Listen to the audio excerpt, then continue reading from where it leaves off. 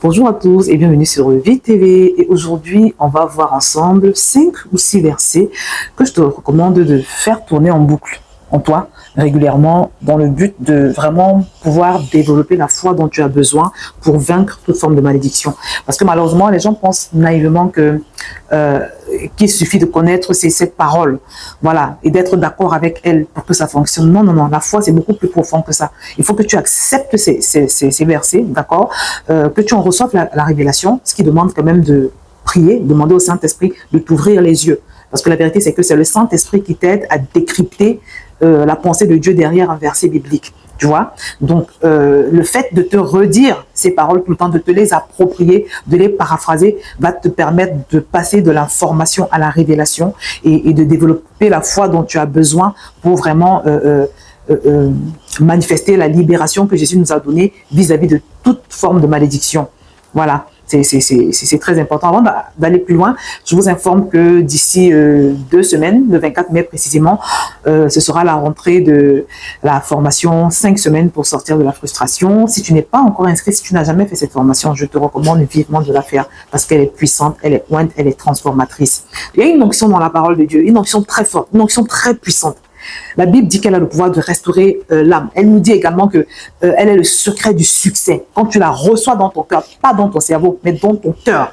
Parce qu'il y a être informé au sujet d'un verset et avoir la révélation. C'est la révélation qui transforme. C'est la révélation qui change la vie. C'est la révélation qui permet d'accéder à l'héritage que Dieu nous a préparé. C'est important de comprendre ces choses. Voilà. Donc, sache que quand tu vas relâcher ces paroles avec foi, et c'est pour ça qu'il est important que tu les médites avant, que tu prennes un temps de prière devant le Seigneur, où tu prends chacun de ces versets pour les comprendre. Tu prends ce temps de retraite dans le lieu secret, tu pries, tu prends ce verset, tu l'étudies dans toutes ces versions. Parce qu'il existe plusieurs versions de la Bible. Et c'est vraiment une puissante manière de comprendre un verset, une parole, que de se mettre devant cette parole avec toutes les versions. Version Bible du Semeur, version Bible français courant, version, je sais pas, Louis II, version parole de vie. Et je t'assure que quand tu fais ça dans un esprit de prière avec une grande soif, le Saint-Esprit t'aide à décrypter cette parole. Et franchement, elle agit dans ta vie de manière puissante et transformatrice. Et en passant, hein, avant de rentrer dans le vif du sujet, je t'ai mis tous les enseignements que j'ai partagés à la retraite des femmes, parce que le Seigneur nous a vraiment mené en profondeur dans ces choses. Il nous a fait des révélations, mais c'est juste waouh. En tout cas, je te recommande, je t'ai mis la playlist de tout ce qu'on a eu comme partage à la retraite des femmes de mon église. Et vraiment, tu vas être édifié. Si tu prends la peine d'écouter ces enseignements, tu vas être puissamment édifié, comme ces femmes l'ont été, comme nous l'avons été pendant cette retraite. Donc voilà.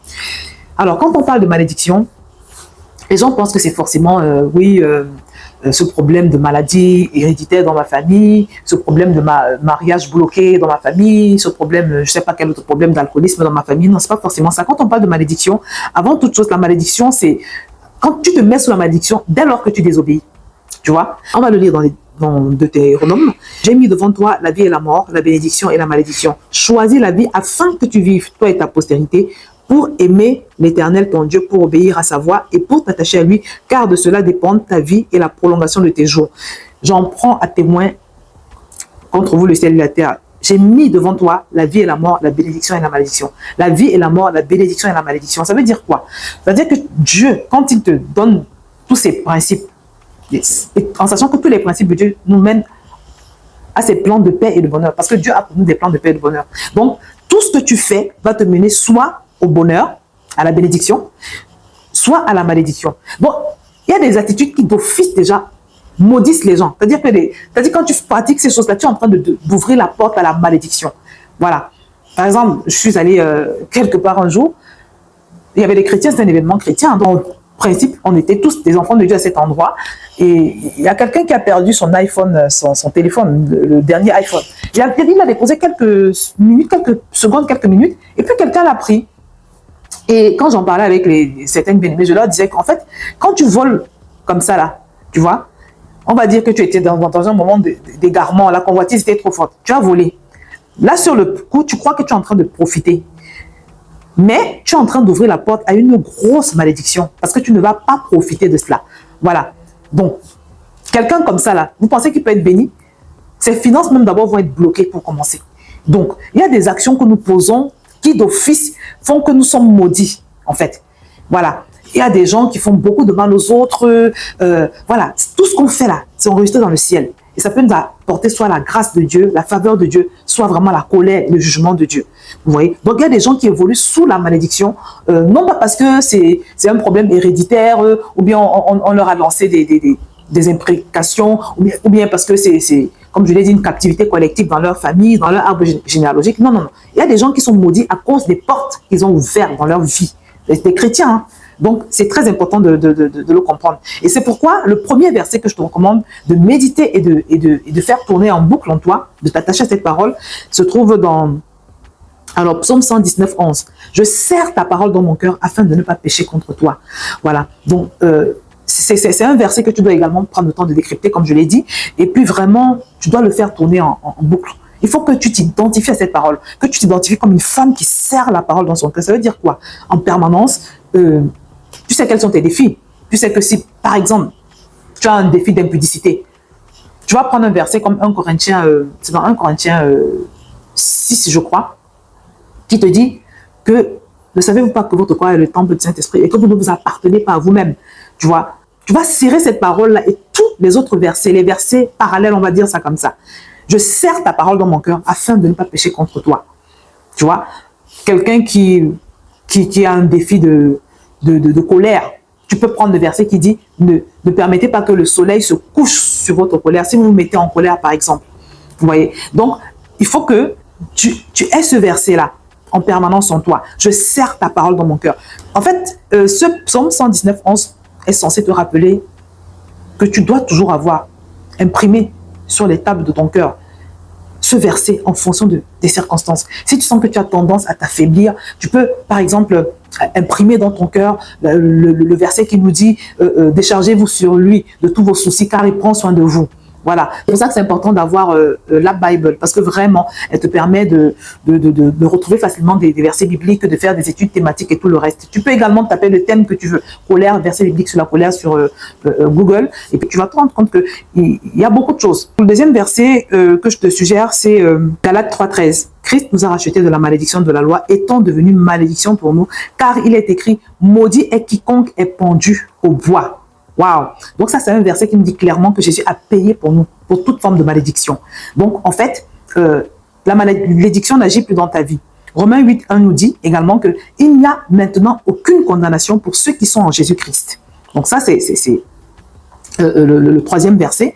Le quatrième verset, mais à tous ceux qui l'ont reçu, à ceux qui croient en son nom, elle a donné le pouvoir de devenir enfants de Dieu, lesquels sont nés non du sang, ni de la volonté de la chair, ni de la volonté de l'homme, mais de Dieu. Ce verset te dit tout simplement que toi et moi, nous ne sommes plus nés du sang, ni de la volonté de la chair, parce que nous avons été intégrés dans un nouveau royaume. Dieu nous a adoptés dans son royaume. C'est pour ça que la Bible nous dit qu'il nous a fait quitter la puissance des ténèbres pour la puissance de la lumière, le royaume des ténèbres pour le royaume de la lumière.